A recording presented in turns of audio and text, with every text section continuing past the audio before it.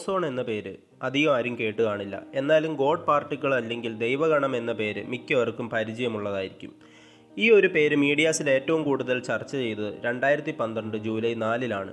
കാരണം അന്നാണ് ലോകത്തിലെ തന്നെ ഏറ്റവും വലിയ പാർട്ടിക്കിൾ കൊളൈഡറായ ലാർജ് ഹാഡ്രോൺ കൊളൈഡറിൽ സയൻറ്റിസ്റ്റുകൾ ബോസോൺ എന്ന പാർട്ടിക്കിൾ കണ്ടെത്തിയത്.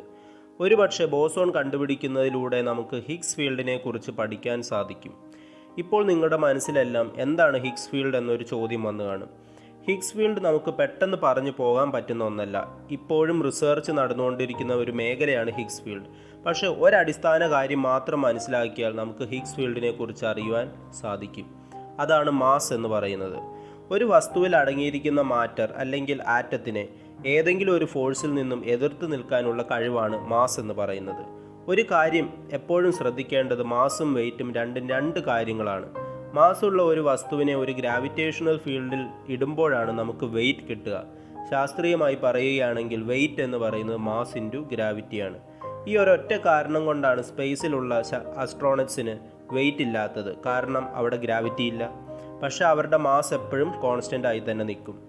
എപ്പോഴും സയൻറ്റിസ്റ്റുകളെ ആശയക്കുഴപ്പത്തിലാക്കിയ രണ്ട് ചോദ്യങ്ങൾ ഇവയൊക്കെയാണ്. ആരാണ് മാസ് എന്ന് പറഞ്ഞ സ്വഭാവം ഒരു വസ്തുവിന് നൽകുന്നത്? അതുപോലെ എന്തുകൊണ്ടാണ് ഓരോ വസ്തുക്കൾക്കും പല മാസ് കിട്ടുന്നത്? 1964 ഈ ചോദ്യങ്ങൾക്ക് ഉത്തരം നൽകിയത് പീറ്റർ ഹിഗ്സ് എന്ന സയൻറ്റിസ്റ്റാണ്. അദ്ദേഹം പറഞ്ഞു, നമുക്ക് ചുറ്റും എല്ലായിടത്തും ഒരു ഫീൽഡുണ്ട്. അദ്ദേഹം ഈ ഫീൽഡിനെ ഹിഗ്സ് ഫീൽഡ് എന്ന് വിളിച്ചു. ഈ ഒരു ഫീൽഡിൽ ഓരോ വസ്തുക്കൾ ഇൻട്രാക്റ്റ് ചെയ്യുന്നതനുസരിച്ചാണ് ഓരോ വസ്തുവിനും പല മാസ് കിട്ടുക. ഉദാഹരണമായി നമ്മുടെ പ്രപഞ്ചത്തിലെ ഏറ്റവും ചെറിയ മാസുള്ള വസ്തുവാണ് ഇലക്ട്രോൺ എന്ന് പറയുന്നത്. അതിന് മാസ് കുറയാൻ കാരണം ഇത് ഹിഗ്സ് ഫീൽഡുമായി കുറച്ചാണ് ഇൻട്രാക്റ്റ് ചെയ്യുന്നുള്ളൂ. നേരെ മറിച്ച് പ്രോട്ടോണിന് ഇലക്ട്രോണിനെ അപേക്ഷിച്ച് മാസ് വളരെ കൂടുതലാണ്. കാരണം പ്രോട്ടോൺ ഹിഗ്സ് ഫീൽഡുമായി കൂടുതൽ ഇൻട്രാക്റ്റ് ചെയ്യുന്നു. പക്ഷേ ഇപ്പോഴും ബോസോൺ എന്താണെന്ന് നമ്മൾ പറഞ്ഞില്ല. വെള്ളത്തിൻ്റെ ഒരു ബേസിക് മോളിക്യൂളാണ് നമ്മുടെ H2O. അങ്ങനെ കുറേ H2O മോളിക്യൂൾസ് ചേരുന്നതാണ് നമ്മൾ ഇന്ന് കാണുന്ന വെള്ളം. അതുപോലെ തന്നെയാണ് നമ്മുടെ ഹിഗ്സ് ഫീൽഡും. ഹിഗ്സ് ഫീൽഡിലെ ഒരു ബേസിക് കമ്പോണൻറ്റ് മാത്രമാണ് ബോസോൺ. അങ്ങനെ കുറേ ബോസോൺസ് ചേരുന്നതാണ് നമ്മുടെ ഹിഗ്സ് ഫീൽഡ് എന്ന് പറയുന്നത്. ചുരുക്കി പറഞ്ഞാൽ എല്ലാ എലമെൻ്ററി പാർട്ടിക്കിൾസിനും മാസ് നൽകുന്നത് ഹിഗ്സ് ഫീൽഡാണ്.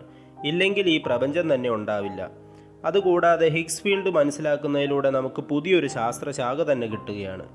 എന്നാലും ബോസോണിനെ എന്തുകൊണ്ടാണ് ദൈവഗണം എന്ന് വിളിക്കുന്നത്? അതിനു പിന്നിൽ ഒരു കഥയുണ്ട്. നോബൽ സമ്മാന ജേതാവായ ലിയോൺ ലീഡർമാൻ എന്ന ശാസ്ത്രജ്ഞൻ കണ്ടുപിടിക്കാൻ പാടായ ഈ ബോസോണിനെ അദ്ദേഹത്തിൻ്റെ ബുക്കിൽ ദ ഗോഡ് ഡാം പാർട്ടിക്കിൾ എന്ന് വിശേഷിപ്പിച്ചു. എന്നാൽ പബ്ലിഷേഴ്സിൻ്റെ ഇടയിൽ ഈ പേരിനത്ര സ്വീകാര്യത ലഭിച്ചില്ല. അങ്ങനെ അവർ ഗോഡ് ഡാം പാർട്ടിക്കിൾ മാറ്റി ഗോഡ് പാർട്ടിക്കിൾ എന്നാക്കി.